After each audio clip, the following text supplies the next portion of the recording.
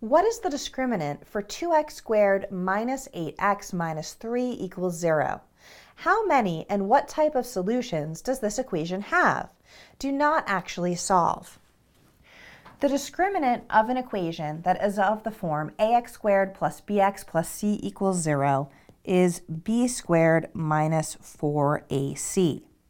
So the discriminant of the given equation is equal to negative 8 squared minus 4 times 2 times negative 3.